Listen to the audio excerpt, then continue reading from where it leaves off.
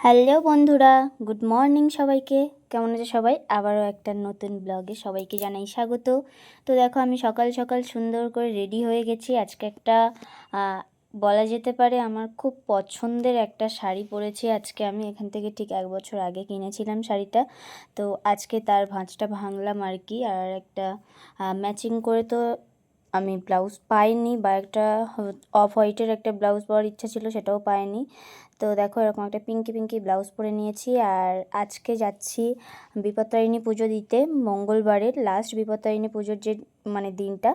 তো আমরা হচ্ছে রাজপুরে যে বিপত্তারিণী মা চণ্ডী আছে, তো সেখানেই পুজো দিতে যাচ্ছি। আর এখানে সামনাসামনি দেখছি অনেক মন্দির পড়েছে। তো দেখো, চলে এসেছি আমরা তাড়াহুড়ো করে, একটু লেট হয়ে গেছিলো আমাদের, আর বৃষ্টির কারণে আরোই তাড়াহুড়ো করে এসেছি। তো দেখো, এই হচ্ছে মন্দিরের আগে পুকুর। তো পুকুরের সাইড থেকে বহু বহু দোকানপাট বসেছে, আর ভীষণ ভীষণ ভিড়ও কিন্তু হয়েছে। তো দেখো, আমি টুকটুক করে কোনো রকম কোনো ডালা ফালা কিছুই কিন্তু আমি ঘর থেকে নিয়ে আসিনি বা কিছু। এখানে যাবতীয় সব কিছু পাওয়া যায়, কোনো টেনশন নেওয়ার কোনো কারণ নেই। কেউ যদি শূন্য হাতেও চলে আসে, তো এখানে এসে সব নিয়ে নিতে পারবে।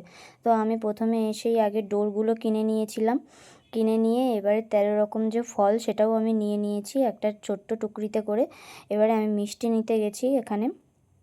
তো দেখো, এখানে আমি যে মিষ্টিগুলো আছে,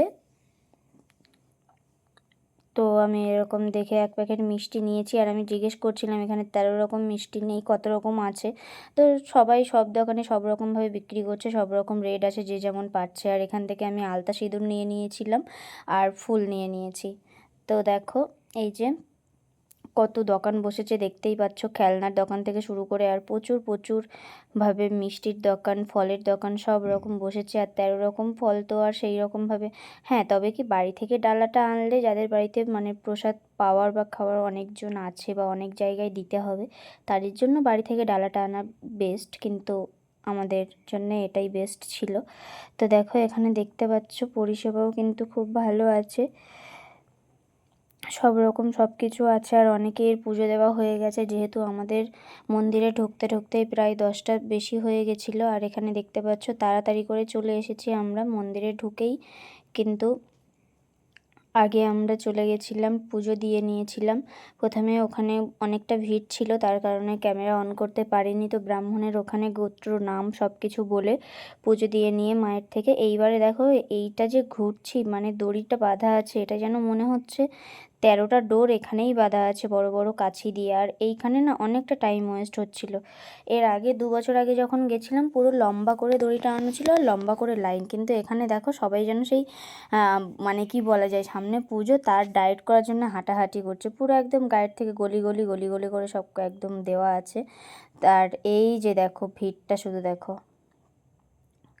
এই যে এইখানে প্রচুর প্রচুর ব্রাহ্মণেরা বসে আছে, যাদের থেকে সবাই সবার মানত বলো বা পূজা বলো সব কিছু দিয়ে নিয়েছে। এবারে দেখো, আমরা বাইরে থেকে ব্রত কথা শুনে এসেছি। ব্রত কথার ওখানে সত্যিই আর ক্যামেরাটা অন করিনি, মনে হয়নি। আর এই যে মাকে দর্শন করে নাও, যে আর সবাইকে ভালো রাখো আজকে এই বিপত্তারিণী পুজোর দিন। তো এখানে দেখো, বেশিক্ষণ দাঁড়াতে দিচ্ছিল না, আর ওখান থেকে বারবার প্রচার করছিল যে আজকের দিনে কিন্তু বেশিক্ষণ দাঁড়ানো যাবে না, যেহেতু ভিড় বেড়ে যাচ্ছে। আর সিস্টেমটা সত্যি একটু ভালো ছিল বলেই হয়তো এত এত ভিড় হওয়ার পরেও মালুম হচ্ছিল না। তো এই যে দেখো, মা সামনেই আছে, কত সুন্দর লাগছে না দেখতে। আর বারবার করে বলছিল অন্য অন্য বার ওকেশন ছাড়া মন্দির সব দিনই খোলা থাকে, যখন তখন যে কোনো ভক্ত যেতে পারে, মায়ের পায়ে হাত দিয়ে কিন্তু পুজো দিতে পারে আর নিজেদের মনের কথা বলতে পারে। তো দেখো, আমার কিন্তু খুব খুব ভালো লেগেছে। আমি প্রায় 2 বছর আগে যখন গেছিলাম, তখনও ভালোভাবে পুজো দিতে পেরেছিলাম, আর আজকেও কিন্তু ভালোভাবেই পুজো দিয়েছি। বাইরে এসে একটু কষ্ট হয়েছে, কারণ বাইরে যখন মায়ের চরণের ফুল আর চরণামৃত দেওয়া হয় আর লাল টিকা, তখন কিন্তু প্রচণ্ড ভিড়টা তুমি অনুভব করতে পারবে। কিন্তু মন্দিরের মধ্যে এত সুন্দর মেনটেন ছিল, যারা সদস্যরা ছিল এমন সুন্দর করে লাইনগুলো করেছিল, যার কারণে সেখানে কোনো ভিড় অনুভব হয়নি। তো যাই হোক, সুন্দর করে পুজো দিয়ে নিয়েছি মায়ের আশীর্বাদে। তো দিয়ে এই যে মানে একদম পুকুরের পাশেই একটা বেদি আছে মায়ের, এখানে সবাই ধূপ মোমবাতি জ্বালছে, যেহেতু ভিতরে ধূপ মোমবাতি জ্বালার মতন কোনো জায়গা বা কোনো কিছু নেই, এই বেদিতে এসেই কিন্তু সবাই জ্বালছে। তো আমিও সেখানে চলে গেছি ধূপ মোমবাতি নিয়ে। আর এখানেই দেখতে পাচ্ছ সবাই আলতা সিঁদুরটাও এখানেই দিয়ে দিচ্ছে। অনেক ছিল যারা মন্দিরে ব্রাহ্মণের ওখানে দিচ্ছিল, কিন্তু খুব বেশি জন ওখানে দেয়নি। আর পুকুরের পাশে তো এত হাওয়া, কি বলবো, মানে একজনকে ধরিয়ে দিতে গিয়ে আমারটা আবার নিভে গেছে, মানে এই ধরাচ্ছেই নিভে যাচ্ছে, এরকম হচ্ছে। তো যাই হোক, তোমরা কারা কারা এই দিনে বিপত্তারিণী পুজো দিতে গেছো অবশ্যই জানিও। আমি কিন্তু এই ব্রতটা করি।